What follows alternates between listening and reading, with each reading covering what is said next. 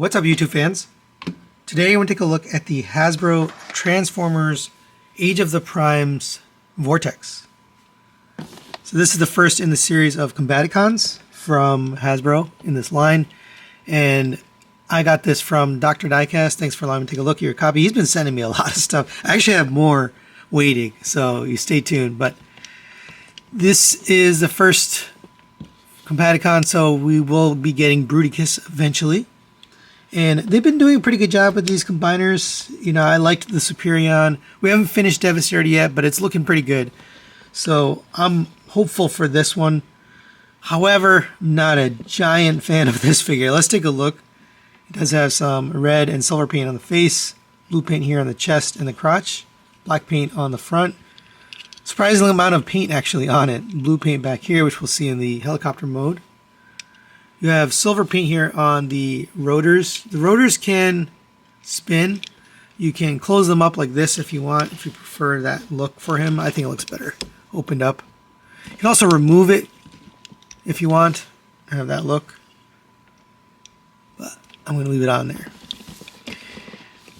Let's go over his articulation. He's got some weird things going on just because of the way he's designed. But the head is on a ball joint, so it rotates around. Forward and backward. And side to side. Gets a good amount of movement. The shoulders rotate around on a friction hinge out to the side. Rotation at the bicep. It has this giant helicopter piece on his arm. It comes in the box like this, but you can take it off and fold it back. It just collides with things. You know, I just don't love the way it works. It's clunky, you know. And so you can get out of the way. You can bend the elbow 90 degrees. Nothing at the wrist. I find it to be obnoxious to have this there. You can also rotate these little engines to make them like guns or whatever. This side's a little bit different because it doesn't have the propeller blade. But continuing down, we have a waist rotation. Legs can kick up to there, back to there, out to the side. Rotation at the thigh on a mushroom peg. 90-degree bend at the knee. This is pretty ugly. Just because of the way it's done, the blue plastic. If it was gray, you probably wouldn't see it as much, but because it's blue, it really shows up, and it really is very ugly.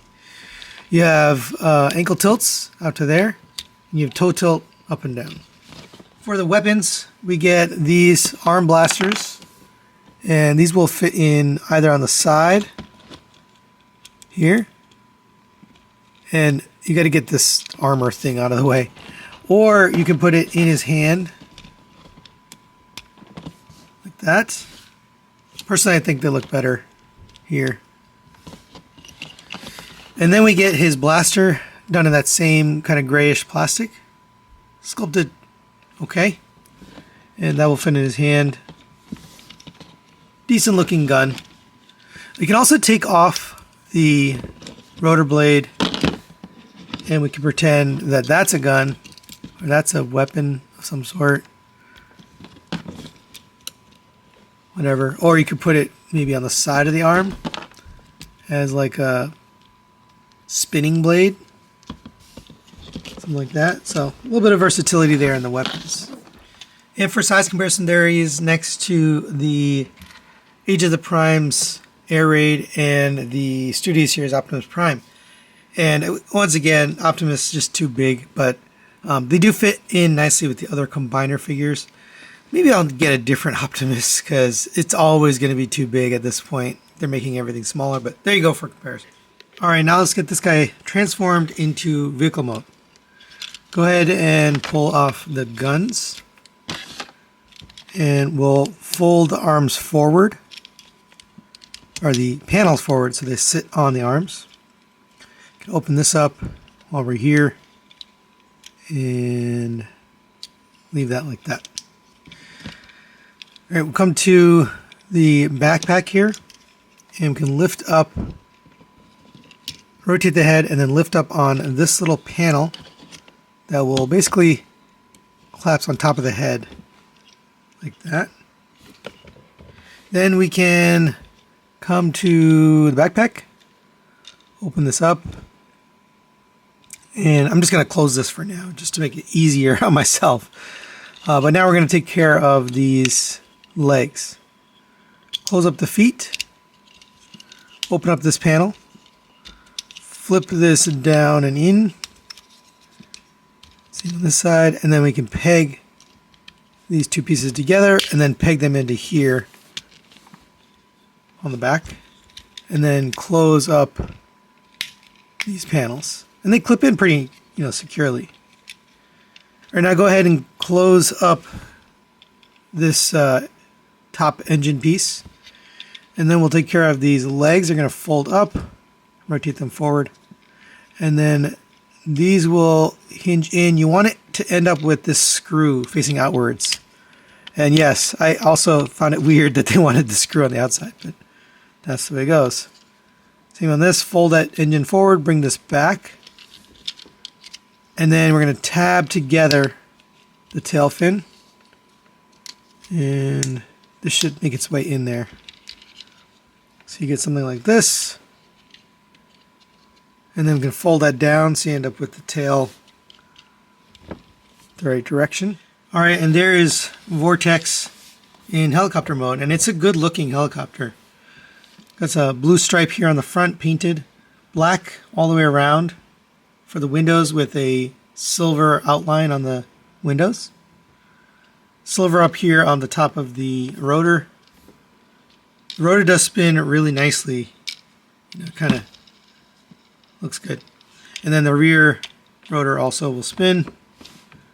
I took the guns out just because there's a couple things you can do with the gun. There is this landing gear here. Folds out the head. It basically still sits flat on the ground because you got these two on the front. So, it doesn't really do much, but you can fold this out.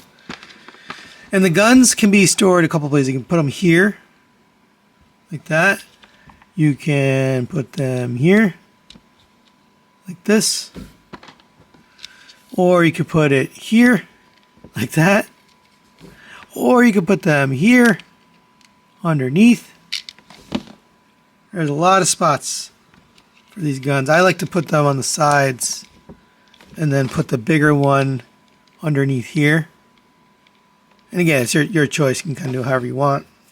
But some nice display options for the guns. All right, and for some size comparisons, there it is next to the Studio Series 86 version of roller, which seems too big.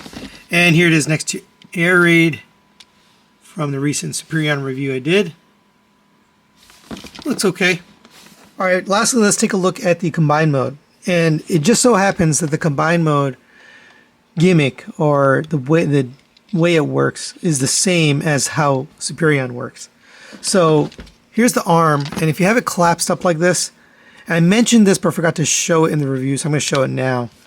You can take the vehicle and tab it in. See, there's all the tabs. There's this one piece here which is going to push on this button, which will release the two halves from each other. So let's fold up this landing gear, get this attached, and give it a nice firm push. And now that will detach as you separate the two halves. I find it a lot harder to do it this way, so I'm not a huge fan of separating the two halves. Actually, I can't even get it to go. Let's get this off. And we want to separate the two halves, so we'll push in on this and pull apart there. And this is one reason I didn't show it in the review, but extend this out, and now we can attach the top part here and the bottom part here, and there you go. And you can do whatever you want with the helicopter blade, but that'll give you a sense of how it's going to look on Bruticus. So final recommendations on the Hasbro Transformers Age of the Primes Vortex. This is pretty good. I considered giving it a 3 out of 5, but it's a 4 out of 5 for me. I recommend it. I'm not a fan of these. I think the arms could have been done better. But overall, it works. Works in robot mode, works in vehicle mode, and it works in the combined mode. I think it's going to be a pretty cool looking combiner, just like the other two. They're actually interchangeable too, so that's tells me that it's just going to work as a combiner. But yeah, not my favorite. Maybe that's why I released them first, and they'll have some other better figures in the Combaticons line. That's it for today. Thanks for watching. Thanks to Dr. Diecast for sending this for review, and we'll see you next time.